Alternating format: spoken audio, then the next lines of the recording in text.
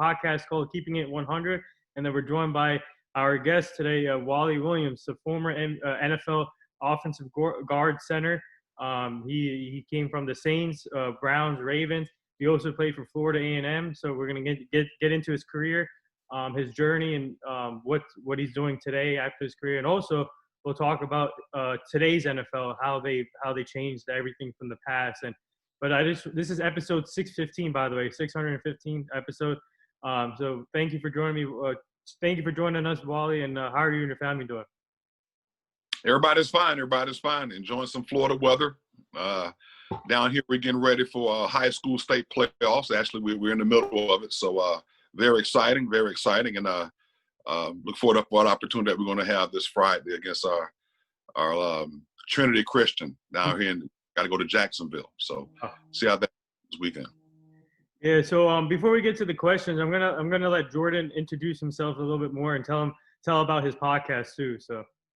I appreciate that, Nathan. So I'm Jordan Rosario. I am the co-host of the Keeping It 100 podcast that I also do with my fantastic co-hosts, fantastic brothers, Leo Rydell and Desmond Lawrence. We actually started our podcast back in April 12th of this particular year. And it's funny.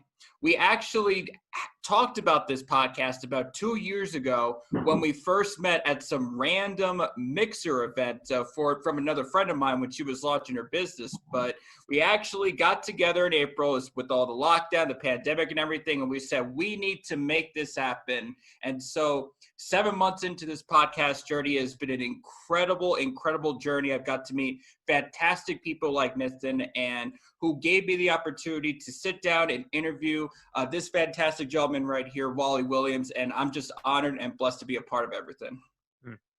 Yeah, so you want to start off with the question first, Jordan? Absolutely. So I actually want to go ahead and talk about the Florida high school football a little bit, because here in New York, I wouldn't say that it's not competitive, but, I know when I grew up in Long Beach, New York, the high school football team admittedly wasn't that particularly good. Like, we had a couple of good rivalry games with our rival Oceanside, but I don't think it's as intense as Florida State high school football. And would you mind talking to me about that a little bit? Well, it's me being from this area and growing up and living here in Tallahassee. I grew up in an era where Florida State was doing a lot of big things down here in this area. And, of course, Miami and Florida were the reigning supremes here in this state and right nationally as well, during the Deion Sanders days and those times where they were really coming to glory days. And that's when I think the landscape was really laid down for the competitive market and recruiting, not only, state of Florida, but I think nationwide. It's a big business. There's a lot of competition. This thing has evolved in so many ways, in the last, 30 years with, all the camps that they go to and max preps and the rivals and all these things that you have to be involved in, because it's a saturated market. And between North Florida, Central Florida, and South Florida, those are different markets altogether where you're looking for different type players. So my son is a senior in high school down here in Florida right now. He goes to FSU University School, and they have about 7 or 8 guys on that team who are going to be Division I prospects. So very competitive, and that is actually a norm down here in this area. We do have just a lot of young guys who train year round, and they work themselves to become, great athletes, develop a lot of speed and agility. And if that's what you're looking for in college football, well, this is the place to get it. And it's just it's a factory down here, man. Everybody there's, and you have a lot of ex-athletes, old retired guys like me that are here to mentor some of these kids as well. So it's all it's a good opportunity for these young men to get out here and continue to play.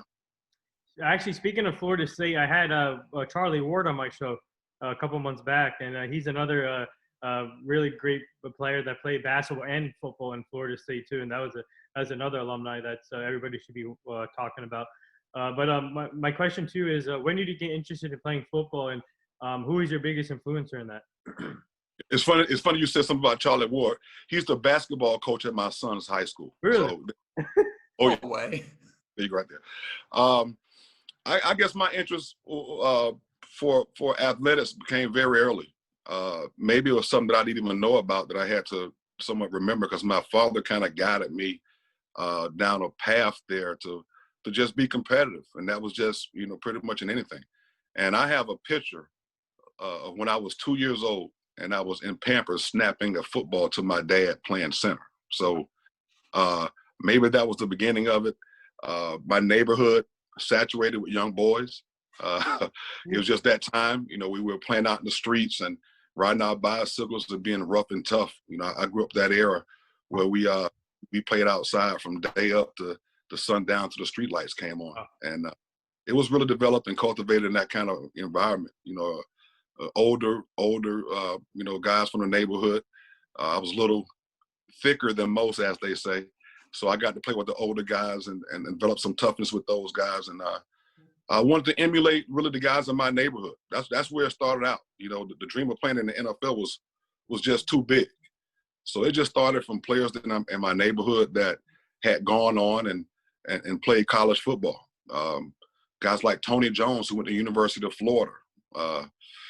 Tony Lomack here locally, Tallahassee. All these guys went to Florida and were going to Division I schools. So I felt that if I work hard enough and did what I need to do, I can at least have an opportunity to take the next step.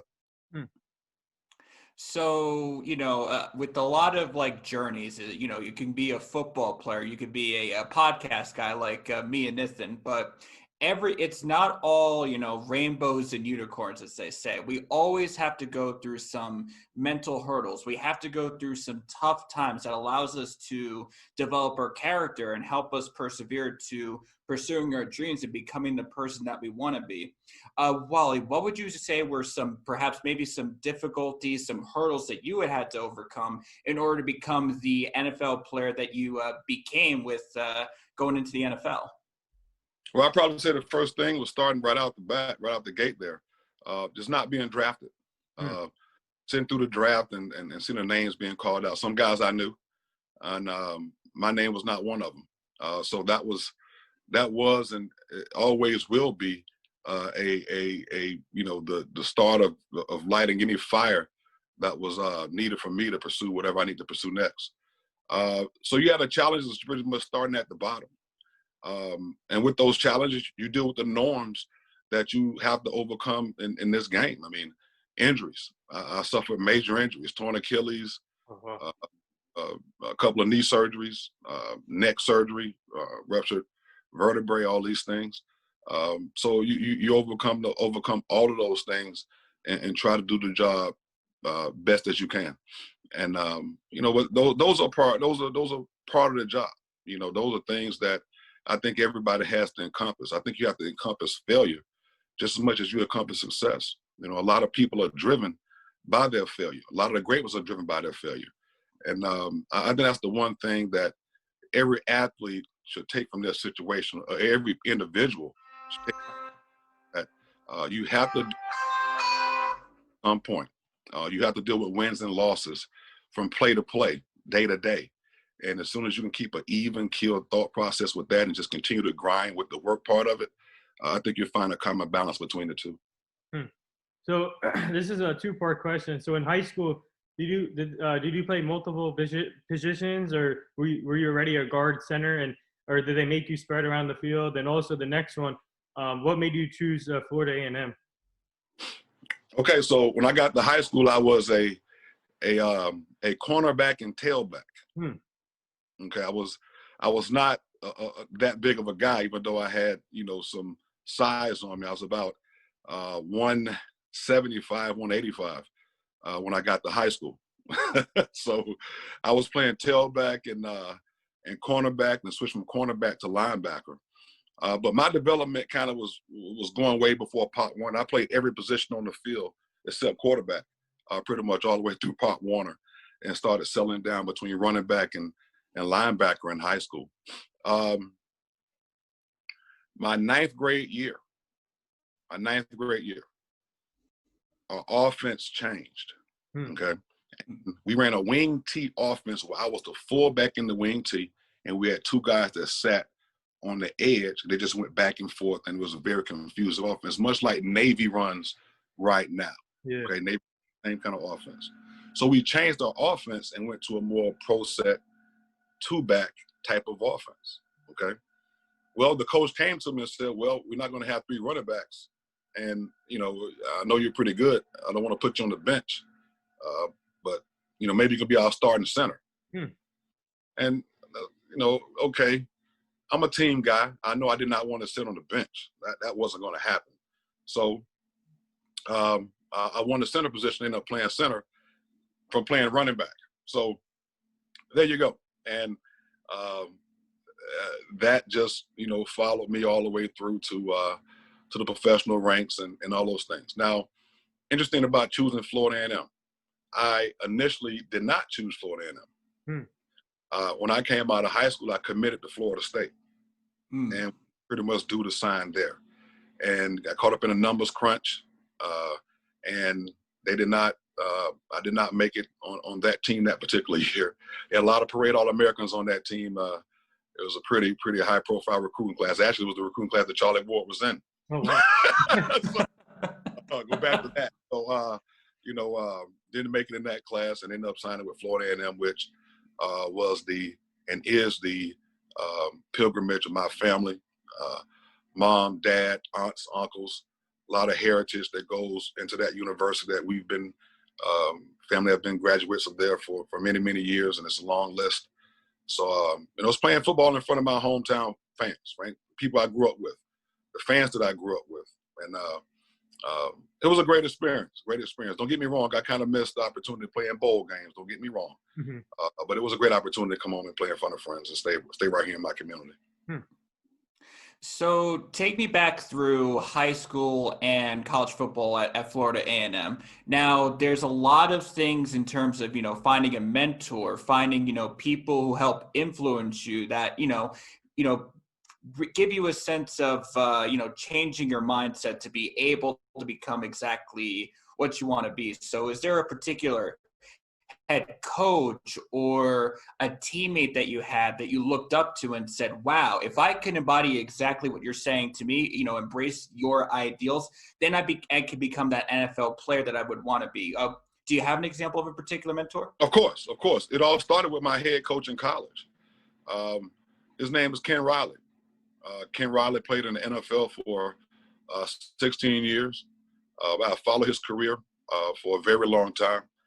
He was a coach in the NFL prior to becoming a coach at Florida A&M. And, he was somebody that I had a direct parallel to what I wanted to ultimately become, which was an NFL player. His demeanor, his work ethic, attention to detail, just the way he carried himself and the way he went about the game. And, look, I could not have had a better mentor than having your head coach who had been there, done that, and probably been one of the most successful athletes to come out of Florida A&M, in his time. So, excellent mentor. Then, you had opportunity to play with players.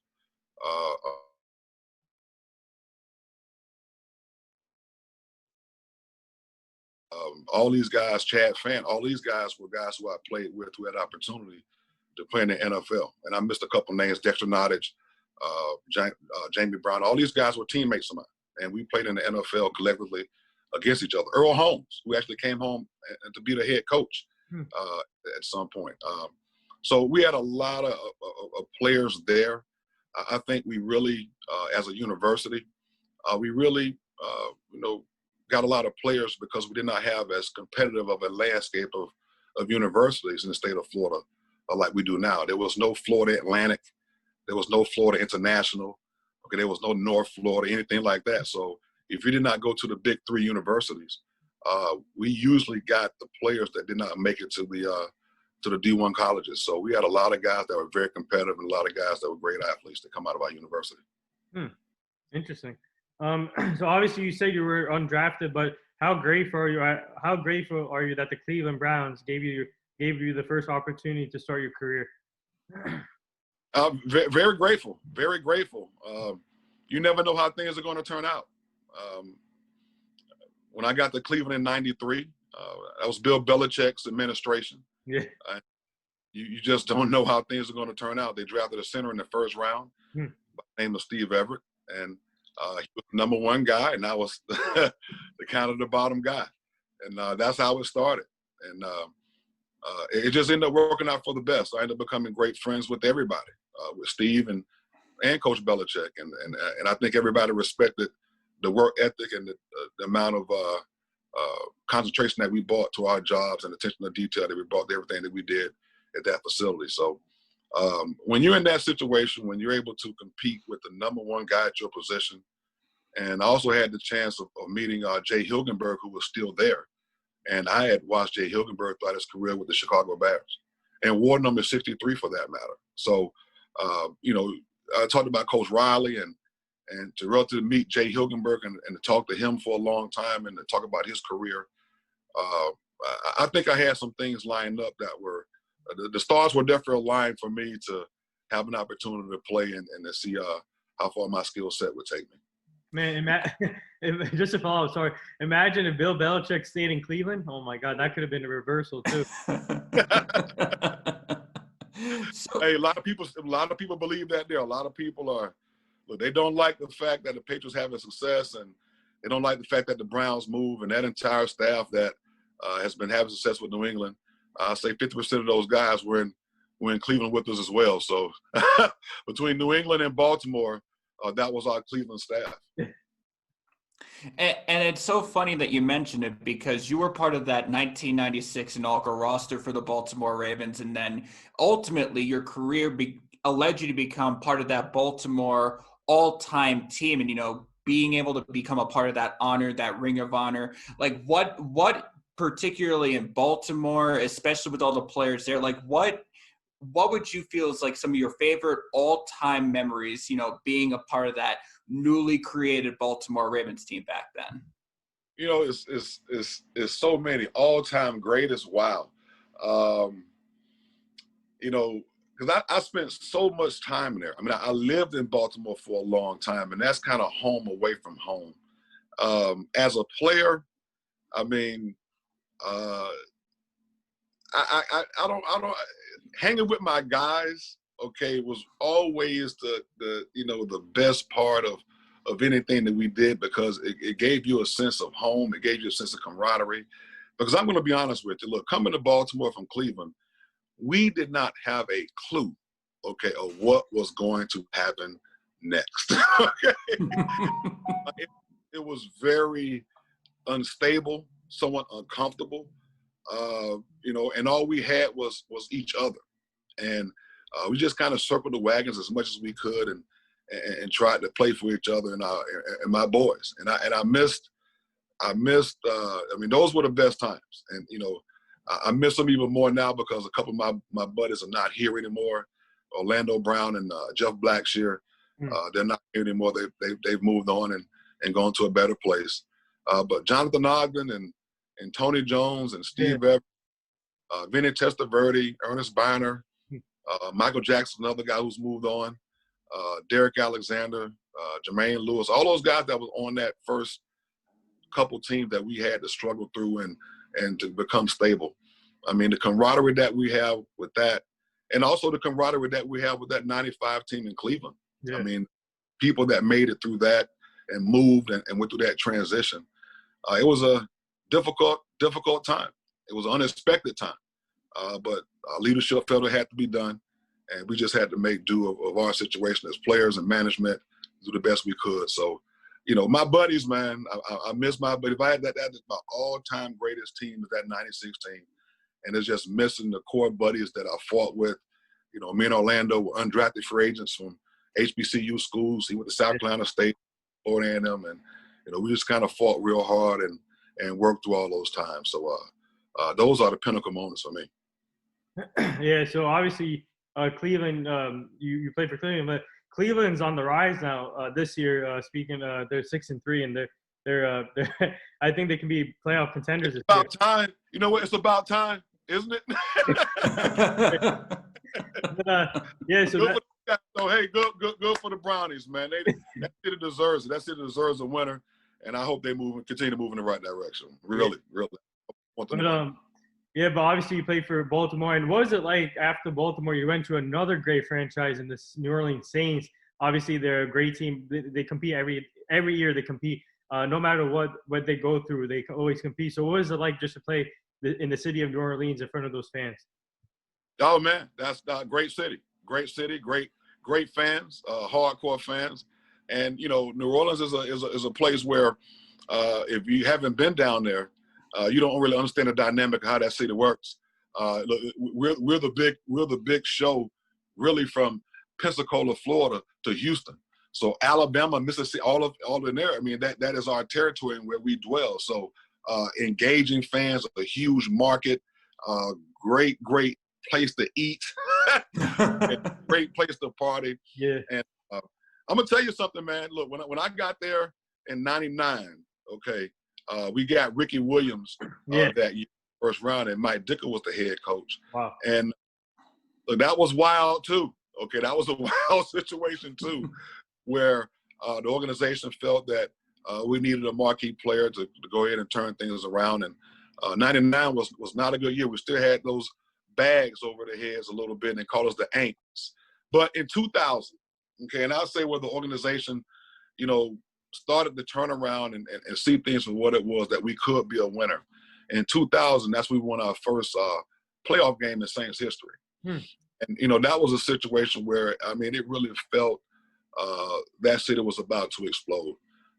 And, for us, they gave us a treatment like we had won the Super Bowl. So you can imagine what it was when they actually did win the Super Bowl about 5 to 6 years later when Drew Brees got there. I mean, they deserved that. That city is always ready to party. And when you give them a big reason to like that, unlimited, whatever you want, and I'm sure those guys had a great time because even when we go back there now, they still serve up a great time for the players to come back. And it's always a welcome mat city for us.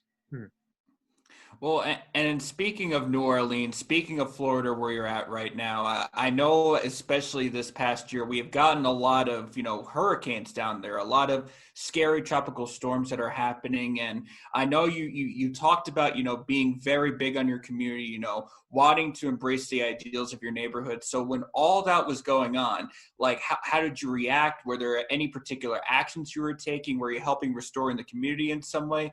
Talk to us about that a little bit. Well, when things like that happen in this area, we always are prepared, and we always have second and third options there, because it's something that we grow up with. These are things that either my family has been involved with, directly or indirectly, and restoring neighborhoods and doing everything that we possibly can do. I mean, my dad's a general contractor for many years down here, and worked up and down the state to do anything he possibly could, business-wise, anything to get the opportunities going for people in the community, because he employed a lot of people.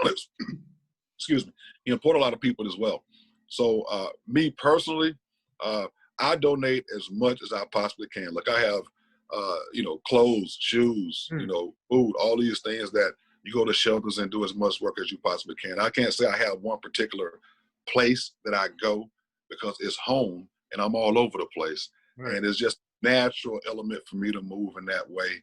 And even doing things for the university as we're doing right now. I mean, all these things are definitely available for us to try to use and galvanize the community. And I've always tried to be on the side of doing that in whatever capacity I can work in. Yeah, so like, for example, me and my friends, we went to New Orleans to help out after Hurricane Katrina. So we helped out rebuild the plants and all, and then restock the stores with clothes and everything. And we also stayed there for a week and just to see how the houses are doing. We helped rebuild everything there for Hurricane Katrina. Oh yeah. Doing things with Habitat for Humanity. Yeah. Dealing with families that were displaced in New Orleans. And I remember I was working with Habitat for Humanity in Baltimore and working in a house. And the guy said, he said, yeah, I heard of a Wally Williams that was in New Orleans that played for the Saints. Right. Wally Williams that played for the Ravens. And I looked at it, I said, man, it's the same one. He had been displaced from New Orleans and came up to Baltimore, and we were doing work up there. So, it's always fun. You meet all kinds of people. And, for me, it's always, been a great opportunity for me to engage with people and have regular conversations. You know, people think you live these lives of extravagance, all those things. But yeah, that's a little bit of part of it. But you are a normal guy too, and like to just sit down and converse and talk about experience, because you'd probably be surprised that at least in the beginning, a lot of us have the same type of experiences, growing up, and you just move on from there. So it's always entertaining for me to do that. So you talk about, wanting to be a normal guy, but you also talked about a lot of mentors that you had growing up before you became, a player in the NFL. So now knowing that you've been retired from the game a little bit, and now that we've got all these particular linemen, centers coming up, is there anyone that has come to you directly and said, you are the reason why I want to come into the NFL? Or do you feel like there are any particular players that really take you as a big influence on them? That has happened, and like I said, you just never know who's watching, and you meet guys along the way who follow your career and follow things that you do, whether it be from a professional side and on the football field, or some things I did, when I was in the radio, television business, all these things like that. And now I'm a trainer, and I work with training offensive linemen right now. So I'm still kind of in the loop of dealing with players in the mentorship. One of my best friends that I've been mentoring, and we've been together for a very long time, is a guy named LaCharles Bentley. And I talk about LaCharles. He's my younger brother, because it's funny how things work. But we can go back to these Cleveland days. And LaCharles was a high schooler in Cleveland when I played for the Browns. And he played for St. Ignatius High School in Cleveland, and they had the opportunity to win state titles and be very good. So when you win state titles, you get to come on the middle of the Browns field and shake the Browns players' hands. Okay, that's what you get to do when you win state. So they have us out there, and we run through the players and shake their hands. So he reminded me that I shook his hand and told him to keep working in high school. Okay, now we met each other about 10 years later, when he was a second-round draft pick with the Saints. And I was in my last year getting ready to retire. And he's telling me this story about how we met when he was in high school. And he's been watching me ever since. Okay, we're about the same height and the same size. And we always told him we were short. We didn't have the height to be, NFL players. So LaCharles runs a incredible business in Arizona called O-Line Performance. We train offensive linemen, mentor them, whatever guidance they need. He is the catalyst of that whole thing, and he does an excellent job. And that's a guy who is weird, because you just never know who's watching, and you never know who is going to learn from the things that you put out there. So there are a number of players I can run off now who are in the league. Bobby Massey, and I just actually trained a guy here, Garrett McGee, who just signed with Jacksonville Jaguars right here in Tallahassee. So whatever we can do to mentor players and to give them any kind of knowledge that this is a business. We have to teach you the game of football.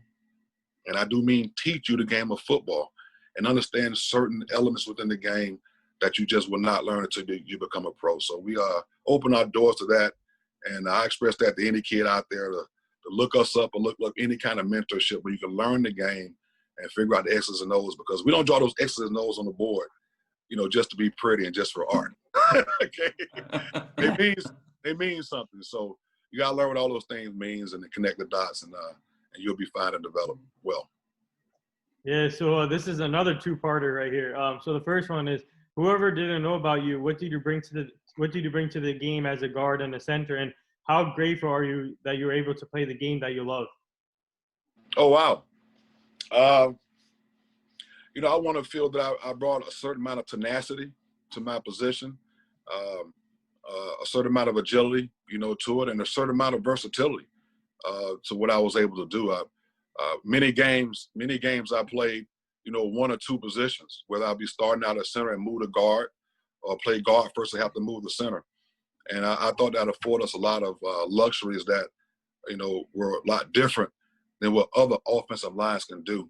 I take a piece of the puzzle of Bruce Matthews, who was a Pro Bowler pretty much at every position on the offensive line. And having that kind of flexibility is an art, and I want to think I tried to master that as well as I could, and I had a great offensive line coach as well. Talk about mentorships and people you learn from. Kirk Ferguson was my offensive line coach for 6 years, who's the head coach there at Iowa, and has been up there for a very long time. So it was a great staff, and Kirk he did a great job of teaching us. And look, these are childhood dreams.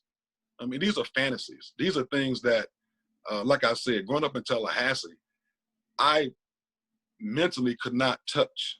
Okay, no matter how close I really felt I was, there was always this underbelly of, I don't know if I'll be able to get there. I don't know. Look, man, Barry Sanders, that guy runs fast. I don't run that fast. Okay, but Reggie White is huge. Okay, I don't play against guys like that. So, you always have I think I had a little bit of sense of doubt there, that you just never know. But I think it just ended up working out, and I was given an opportunity to get to the doorstep and test the waters. And when I got to Cleveland, I was like, well, okay, this is not as bad as I thought it was. Okay, I can really compete. And to say right now, at 49 years old, I turned 50 in February. Okay, to say that I had the opportunity to do that and to live my dream out, look, I'm still pinching myself, man. I mean, it's something that you just can't imagine happening, and I just relish it every day. I don't mind wearing my Baltimore Ravens hats and shirts and stuff like that. Some guys hide it. No, I enjoy it, and I'm proud of my accomplishments. Before I go to my next question, first I want to say a very early happy birthday for you, my friend. Happy early birthday. Thank you. And then my question is, so to anybody out there who wants to be an offensive lineman in the NFL, or even wants to be a podcaster, or anyone who has those childhood dreams that you alluded to earlier, what is one particular takeaway, one particular piece of advice that you can give to the community watching right now that we should really take in and embrace? Focus. Focus is the main thing, okay? You have to stay focused on what your objective is. I stress upon anybody and everybody who has a goal out there. You have to stay focused. You have to use all of the superlatives to go with that, okay? Some people say selfish. Some people say having a tenacity. Okay, some people say that you're not doing anything but this one thing. And you know what? You're right about all of those things, okay? It takes all those things to be successful in anything you pursue. The great men of this country, okay, they were hardcore businessmen who went at their goals and at their achievements and became magnets in their profession. You can start with anybody from Rockefeller, okay, to Gates, okay, to any billionaire you can think about. And it takes that same kind of drive to be committed to any profession. My mother was a school teacher for 50 years. 50 years. Wow. Dedication to your craft and staying focused. There is no other thing but this. And if you maintain that focus and you keep that structure in your profession, you will find success, because hard work renders that. And that's the simplicity of it. Now, the question is, can you keep it that simple? That is the simplicity of it. Being a professional athlete is not just what you see on television. That's the end result. Okay, what we do on a daily basis is a grind. It is work. It is being a professional on a daily basis. Being a professional to the community, to the kids that are looking up to you, to maintain that structure at a very young age. And as you know, a lot of guys don't make it. A lot of guys are not able to perform that and don't end up making a career out of something that they love to do. I was afforded luxury of playing 10 years. Wow. And even with that 10 years, I did make mistakes. But the focus was there to do my job. And I think that's what everybody has to maintain. That's powerful, Wally. I definitely appreciate that. Yeah, well said. Just to warn you here, I keep forgetting to upgrade my Zoom, so we have less than a minute. So it might cut off over here, but we can start a new Zoom if you want. But the last thing here, would you like to say anything to all the Would you like to say anything to all the nurses, doctors, and essential workers? Oh yeah, I think. Look, I don't think we actually understand what the medical field is going through right now and what their practices are. You know, you got to understand that. Look, just nurses and what they're doing right now with patients coming in and out of the hospital, and it's not just related to COVID. Okay, it's not COVID.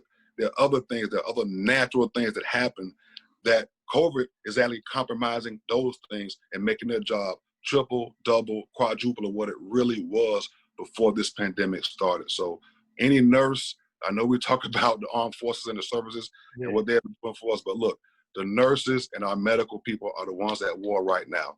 And you got to congratulate these people and always look out for them as much as you possibly can. They are working their tails off.